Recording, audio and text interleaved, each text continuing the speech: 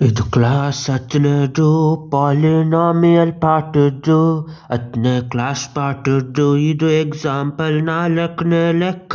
ಇದು ಏನಂತ ಕೇಳವ್ರೆ ಅಂದರೆ find a quadratic polynomial the sum and product of zeros are -3 and 2 respectively. ಅಂದರೆ ಇವಾಗ ಅವ್ರು ಕೊಟ್ಟಿರೋದು ಯಾವುದೋ ಪಾಲಿನಾಮಿಯಲ್ ಯಾವುದು ಅಂತ ಕಂಡುಹಿಡಿಬೇಕು. ಅದನ್ನ ಕೂಡಿದಾಗ ಬರೋದು ಯಾವುದು ಅಂದರೆ ಅದ್ರ ಝೀರೋಗಳನ್ನ ಕೂಡಿದಾಗ ಆಗೋದು -3, ಮತ್ತು ಅದನ್ನ ಗುಣಿಸಿದಾಗ ಅದ್ರ ಝೀರೋಗಳು ಗುಣಿಸಿದಾಗ ಆಗಿರೋದು 2. ಈಗ ಪಾಲಿನಾಮಿಯಲ್ದು ಸ್ಟ್ಯಾಂಡರ್ಡ್ ಫಾರ್ಮ್ ಯಾವುದು ಅಂದರೆ ಕ್ವಾಡ್ರಾಟಿಕ್ ಪಾಲಿನಾಮಿಯಲ್ದು ಇದು ax² + bx + c ಅನ್ನೋದು. ಇದು ಆದಾಗ ಅದ್ಯಾವುದು ಅಂತ ಕಂಡುಹಿಡಿಬೇಕು.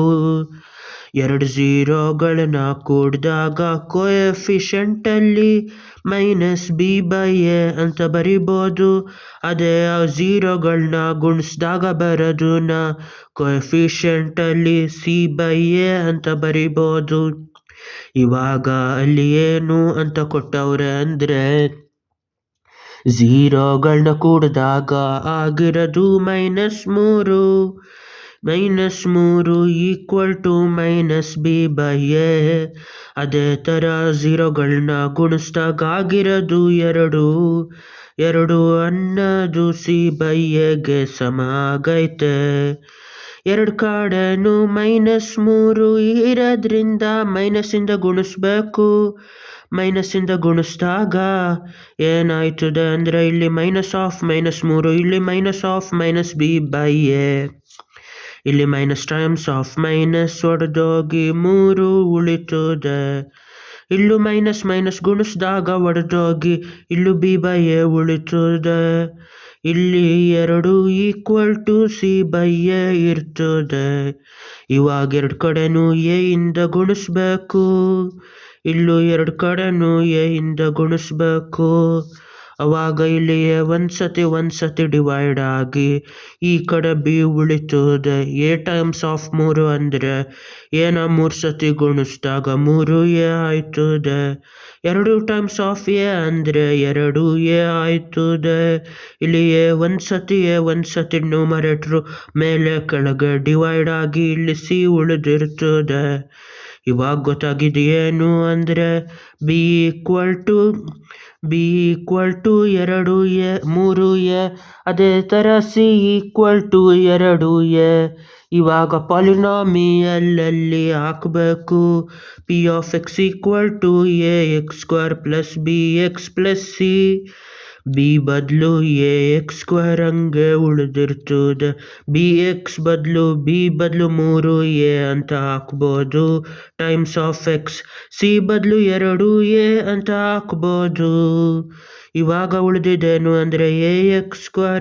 3 times of a times of x ಅಂದರೆ 3ax + 2a. ಇದು ಈ ಪಾಲಿನಾಮಿಯಲ್ದು ಸ್ಟ್ಯಾಂಡರ್ಡ್ ಫಾರ್ಮ್. ಇಲ್ಲ a ಅನ್ನೋದು 3 ಕಡೆನೂ ಇರೋದ್ರಿಂದ ಕಾಮನ್ ತೆಗಿಬೇಕು. a ತೆಗೆದ್ರೆ ಇಲ್ಲುಳಿಯೋದು x², ಇಲ್ಲುಳಿಯೋದು a ತೆಗೆದ್ರೆ 3x. ಅದೇ ಥರ ಇಲ್ಲಿ a ತೆಗೆದ್ರೆ ಉಳಿಯೋದು 2. ಇದು ಈ ಪಾಲಿನಾಮಿಯಲ್ದು ಸ್ಟ್ಯಾಂಡರ್ಡ್ ಫಾರ್ಮ್. ಆ a ಬದಲು ಏನಾದರೂ ಹಾಕ್ಬೋದು ಕಾನ್ಸ್ಟ್ಯಾಂಟ್. ಅದಕ್ಕೆ ಇದನ್ನ k ಅಂತ ಹಾಕಿ x² + 3x + 2 ಅಂತ ಹಾಕ್ಬೋದು. ಈ ಕಾನ್ಸ್ಟ್ಯಾಂಟ್ 1 ಆಗಿದ್ರೆ ಈ ಈಕ್ವೇಷನ್ ಎಷ್ಟಾಯ್ತದೆ ಅಂದರೆ p(x) = ಅದು x² + 3x + 2 ಆಯ್ತದೆ. ಅದೇ ಥರ k 2 ಆಗಿದ್ರೆ ಈ quadratic ಪಾಲಿನಾಮಿಯಲ್ಲು 2 times of x² + 3x + 2 ಆಯ್ತದೆ. ಸಿಂಪ್ಲಿಫೈ ಮಾಡಿದ್ರೆ 2 times of x², 2x² + 2 times of 3 ಅಂದರೆ 6, 6x. 2 ಟೈಮ್ಸ್ ಆಫ್ 2 ಅಂದರೆ 4 ಇದಾಗಿರ್ತದೆ. ಅದೇ ಥರ ಈ ಕಾನ್ಸ್ಟಂಟಲ್ಲಿ ಬೇರೆ ಬೇರೆ ಪಾಲಿನಾಮಿಯಲ್ ಆಯ್ತದೆ.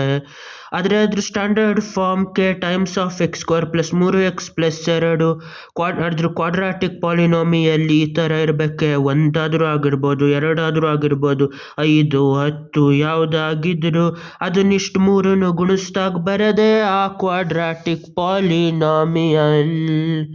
ಲಾ ಲಾ ಲಾ ಲಾ ಲಾ ಲಾ ಲಾ ಲಾ.